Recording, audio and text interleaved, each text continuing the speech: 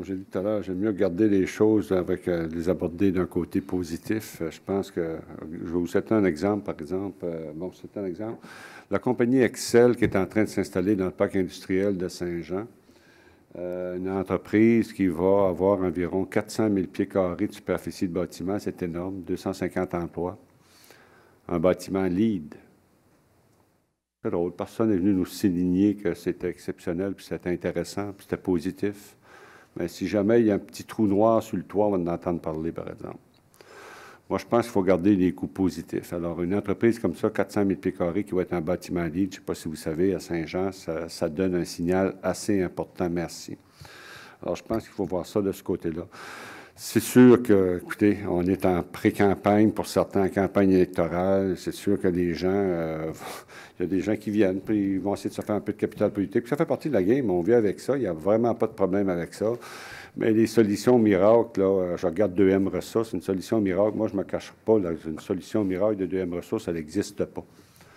Alors, il faut travailler sur des projets, il faut regarder si on peut effectivement relocaliser cette entreprise-là, c'est ce qu'on est en train de faire. C'est ce qu'on regarde. On avait regardé d'autres options avant. Ça ne semble pas fonctionner. Alors, je pense que c'est comme ça. On ne peut pas arriver, puis c'est pas vrai qu'on va laisser croire aux gens que demain matin, on va faire un gros trou, puis le verre va disparaître, ou bien une machine qui pèse 50 tonnes va s'installer avec 3-4 boulons, puis tout va disparaître. Non, c'est pas vrai ça. On n'a pas de solution miracle. Je pense qu'il faut essayer d'atténuer toujours, rencontrer les gens, essayer de trouver des solutions, puis d'agir de façon responsable, tenir compte aussi des emplois qui sont là. Alors, je pense que c'est ce qu'on fait dans ce dossier-là, qui est un dossier qui n'est pas facile, je l'avoue. C'est un dossier qu'on va essayer, par contre, de trouver une solution à long terme et pas seulement du court terme. Je voudrais vous parler aussi, c'est le rapport annuel, c'est la semaine de la police. Le rapport annuel est sorti, justement. Ce qui est intéressant, c'est que on se rend compte, on a mis en place à la demande de la population plus de policiers, par exemple, une escouade, si je peux dire, routière, de sécurité routière. Et ça porte ses fruits en ce sens qu'il y a une baisse des accidents déjà notoire de 30 à 40 %. Donc, c'est drôlement important.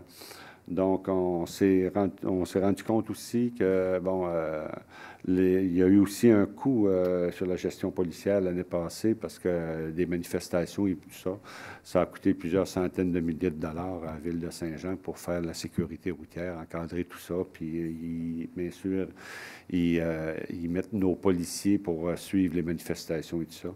Alors, c'est sûr que ça coûte de l'argent. Ça a un impact aussi au niveau, bien sûr, de la surveillance policière. Alors, je vous invite, moi, à aller sur le site Internet. Il y en a à l'Hôtel de Ville, il y en a un peu partout, à lire le rapport annuel. Donc, vous allez voir que votre ville, nos policiers font un bon travail. Puis, je suis sûr que des fois, on entend des gens qui viennent se plaindre, qui ont reçu des contraventions. Mais c'est sûr que c'est jamais le fun de recevoir une contravention. C'est très rare qu'on reçoit ça avec un sourire et qu'on dit merci à la prochaine. Hein?